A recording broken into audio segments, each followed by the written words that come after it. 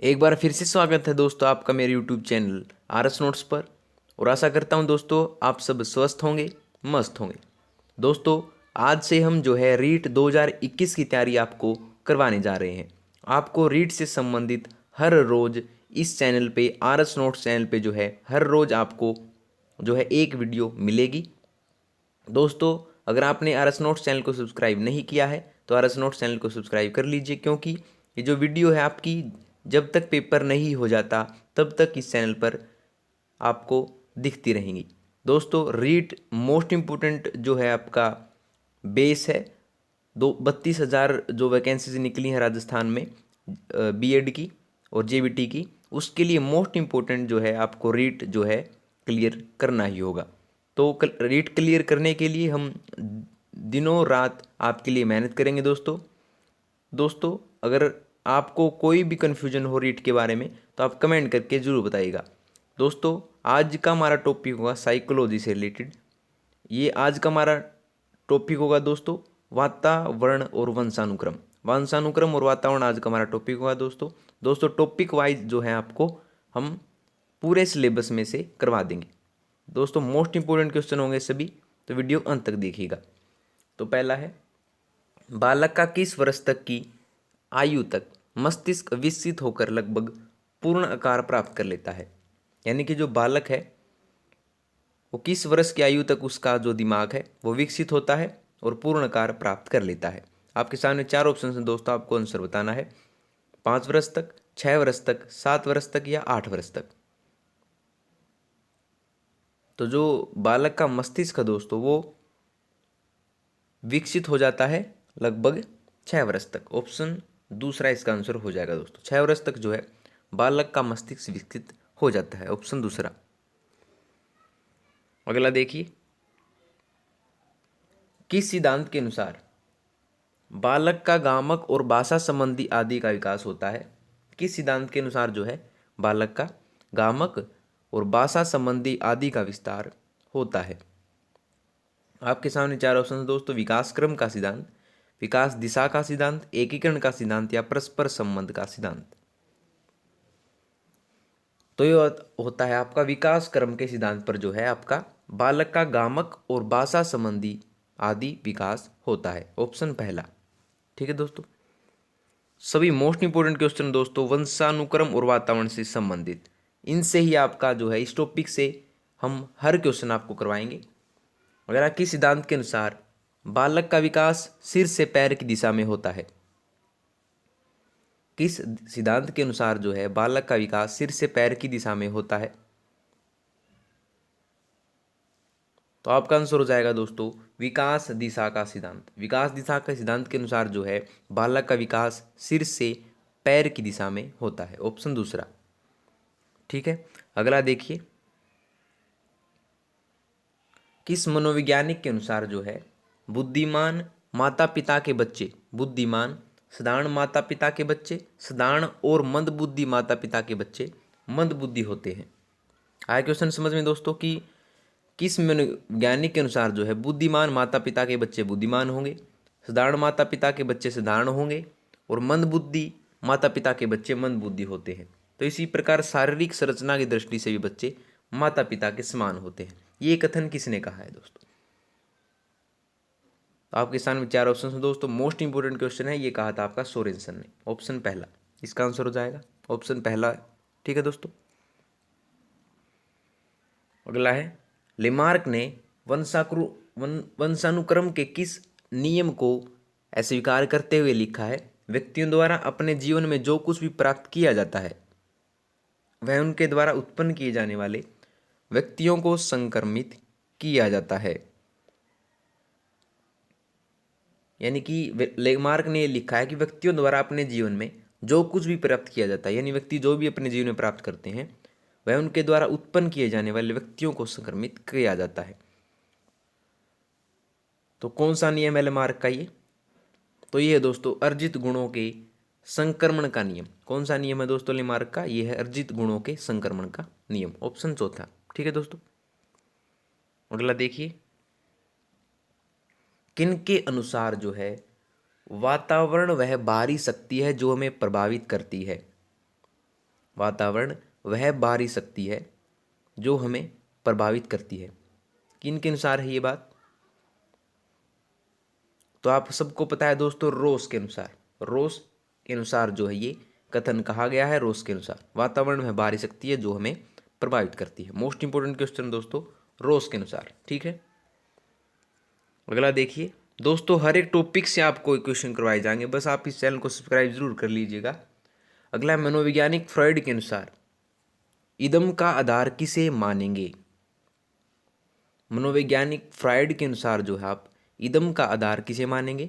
भय को, सुख को, निराशा को या कल्पना को? इदम का आधार किसे मानेंगे हम मनोवैज्ञानिक फ्रॉइड के अनुसार? बताइए दोस्तों, किसे मानेंगे? आपके सामने 4 ऑप्शंस हैं, तो ये मानेंगे हम सुख को। ऑप्शन दूसरा इसका आंसर हो जाएगा।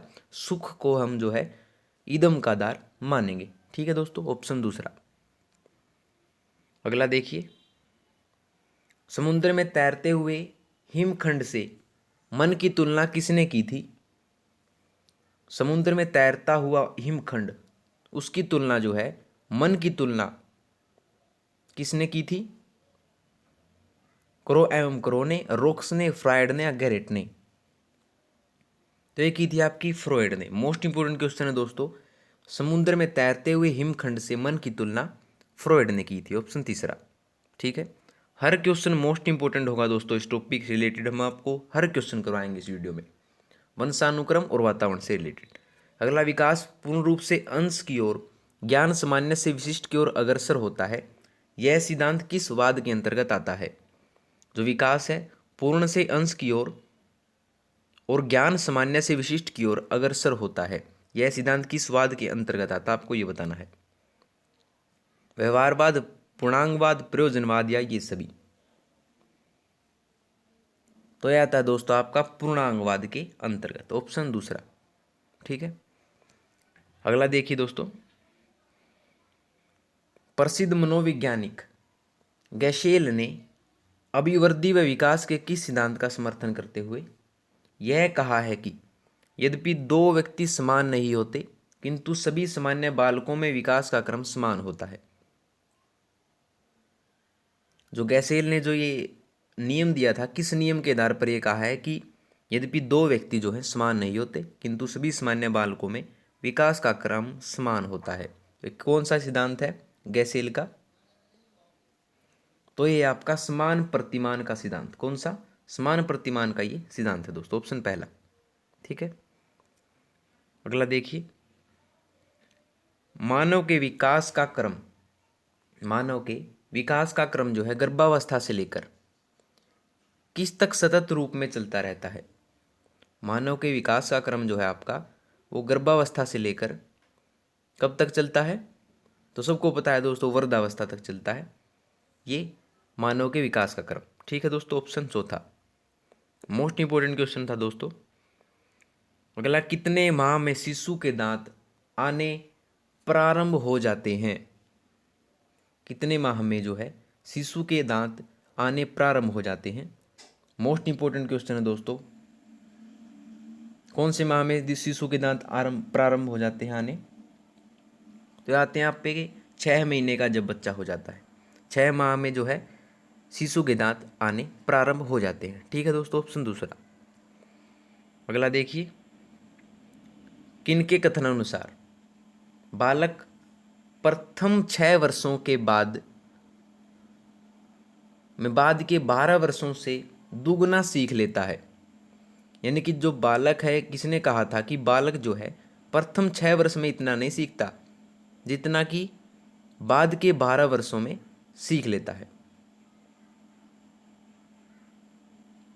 किसने कहा था जब बालक जो है प्रथम 6 साल में दुगना सीख लेता है? कितने, किसकी तुलना में? आने वाला 12 वर्षों की तुलना में। तो किसने कहा? ये कहा था आपका गैसियल ने, ऑप्शन पहला। ठीक है दोस्तों, अगला देखिए, शैशवावस्था के किन वर्षों में शिशु का शारीरिक विकास अति तीव्र गति से होता है? शैशवावस्था के किन वर्षों में जो है शिशु का शारीरिक विकास अति तीव्र गति से होता है? तो ये होता है आपका प्रथम 3 वर्षों में, जो है शेषावस्था के प्रथम 3 वर्षों में शिशु का शारीरिक विकास जो है अति तीव्र गति से होता है। ठीक है, ऑप्शन दूसरा। अगला देखिए, वंशानुक्रम व्यक्तिक गुणों का योग है। वंशानुक्रम ब्लैंक व्यक्ति गुणों का योग है। कहाँ क्या आएगा ब्लैंक में? अर्जित, जन्मजात, मानसिक या सामाजिक। तो वंशानुक्रम जो होता है आपका जन्मजात व्यक्ति गुणों का योग होता है। क्या होता है? वंशानुक्रम जन्मजात व्यक्ति गुणों का योग होता है। आपका आंसर हो जाएगा दूसरा। ठीक है, अगला देखिए, मानव शरीर का निर्माण जो है खालिस्तान के योग से होता है। मानव शरीर का निर्माण किसके योग से होता है? कोषों, ऊतकों, हड्डियों या नसों। तो ये आता है आपका कोषों से। मानव शरीर का निर्माण जो है कोषों के योग से होता है। ऑप्शन पहला इसका आंसर हो जाएगा दोस्तों। ठीक है, अगला देखिए, शरीर का आरंभ जो है जिस कोष से होता है वह क्या कहलाता है? जब शरीर का आरंभ होता है वह कोष कौन सा होता है जिससे शरीर का आरंभ होता है? उत्पादक कोष, निर्माण कोष, संयुक्त कोष या उक्त में से कोई नहीं। तो जो शरीर का आरंभ होता है दोस्तों वो आपका संयुक्त कोष से होता है। ऑप्शन तीसरा इसका आंसर दोस्तों वो हो जाएगा। ठीक है, अगला देखिए, संयुक्त कोष किस क्रम में आगे बढ़ता है? संयुक्त कोष जो है किस क्रम में आगे बढ़ता है? आपका ये नंबर्स दे रखे हैं आपको दोस्तों, यानी किस क्रम में बढ़ता है? तो ये बढ़ता है आपका 2, 4, 8, 16, 32, यानी डबल होता जाता है दोस्तों। क्या हो जाता है? डबल होता जाता है। पहले 2 था, फिर 4, फिर 8, फिर 16, फिर 32। तो जो संयुक्त कोष है आपका वो डबल होता जाता है। ऑप्शन चौथा। ठीक है, अगला, संयुक्त कोष का निर्माण 2 ब्लैंक कोषों से होता है। जो संयुक्त कोष का निर्माण है वो किससे होता है? ये होता है आपका उत्पादक कोषों से। किससे? उत्पादक कोषों से आपका संयुक्त कोष का निर्माण होता है। ठीक है, ऑप्शन तीसरा हो जाएगा। अगला, स्त्री व पुरुष दोनों के कोषों में कितने गुणसूत्र होते हैं? आप सबको पता है दोस्तों स्त्री व पुरुष में गुणसूत्र पाए जाते हैं। वो कितने कितने होते हैं आपके? तो आप सबको पता है 46 गुणसूत्र होते हैं। 23 जो होते हैं वो महिला में होते हैं और 23 जो है पुरुष में होते हैं, यानी 23 इसका आंसर हो जाएगा दोस्तों। ऑप्शन चौथा।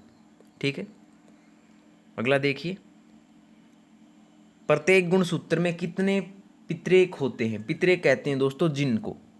जिन जो है वो वंशानुक्रम में आपकी महत्वपूर्ण भूमिका निभाते हैं, उनको पितरेक या जिन कहा जाता है। तो आपको बताना है प्रत्येक गुणसूत्र में कितने पितरेक होते हैं? 10 से 20, 20 से 100, 40 से 100 या 80 से 100। तो ये होते हैं दोस्तों आपके न्यूनतम तो होते हैं 40 और अधिकतम होते हैं 100। तो इसका आंसर क्या हो जाएगा? ऑप्शन तीसरा। ठीक है, 40 से 100। अगला है, मानसिक व शारीरिक गुणों को एक पीढ़ी से दूसरी पीढ़ी में कौन हस्तांतरित करता है? मानसिक व शारीरिक गुणों को एक पीढ़ी से दूसरी पीढ़ी में कौन हस्तांतरित करता है? आपको ये बताना है। तो ये करता है आपका पितरेक। जिन जो है वो इसको करते हैं, आप सबको पता होगा दोस्तों। ठीक है, अगला देखिए, किस विद्वान ने अनुसंधान के आधार पर घोषणा की कि निकट भविष्य में एक प्रकार के पितरेक को दूसरे प्रकार के पितरेक से स्थानापन्न करना औषधि शास्त्र के क्षेत्र के समान अत्यंत सामान्य कार्य हो जाएगा। इसके द्वारा भावी संतानों की कुछ दुसाध्य रोग जैसे मधुमेह आदि से रक्षा की जा सकेगी। दोस्तों की जो इसने कह रखा कि जो जिन है उससे स्थानापन्न यानी उसको स्थानांतरित किया जा सकता है बिल्कुल सामान्य अवस्था में। तो भविष्य में ये बात कही थी। तो इसके द्वारा जो है भावी संतान जो है उनको दुसाध्य रोग ना हो उससे रक्षा की जा सकती है। तो ये किसने कहा था? तो दोस्तों हमारे भारत के जो महत्वपूर्ण जो साइंटिस्ट थे डॉक्टर हरविंद गोविंद खुराना, उन्होंने ये बात कही थी। ऑप्शन पहला। ठीक है दोस्तों, अगला देखिए, वंशानुक्रम का नियम है। वंशानुक्रम का जो नियम है वो क्या है?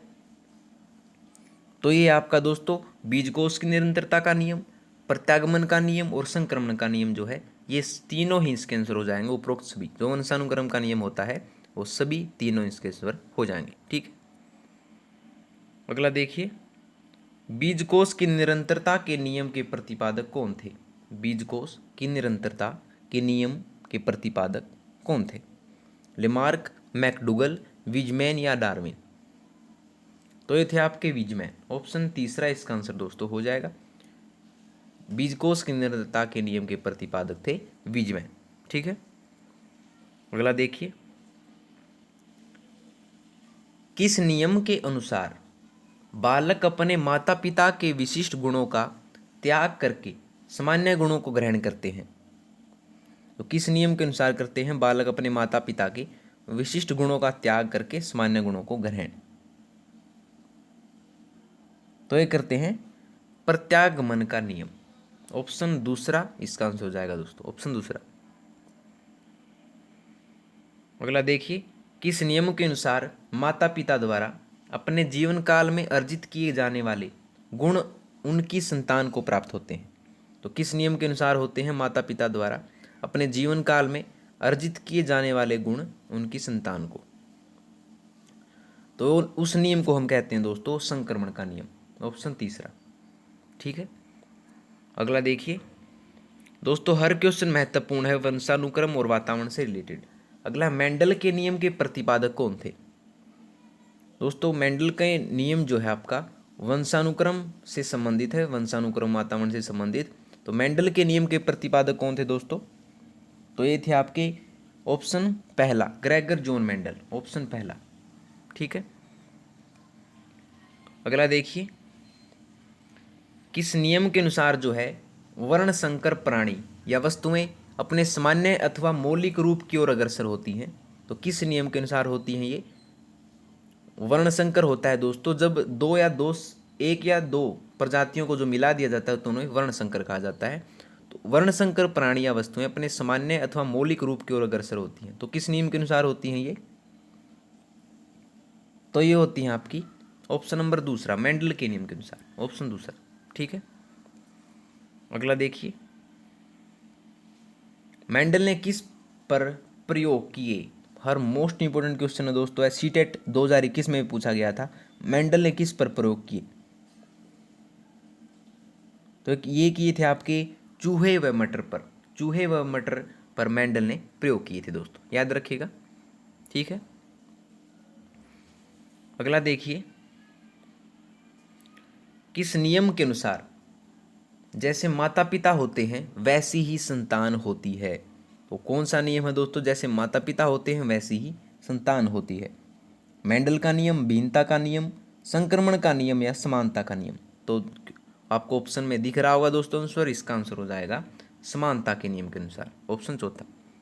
ठीक है, तो अंतिम है दोस्तों, अंतिम देखिए, किस नियम के अनुसार बच्चे अपने माता पिता की सच्ची अनुकृति नहीं होते?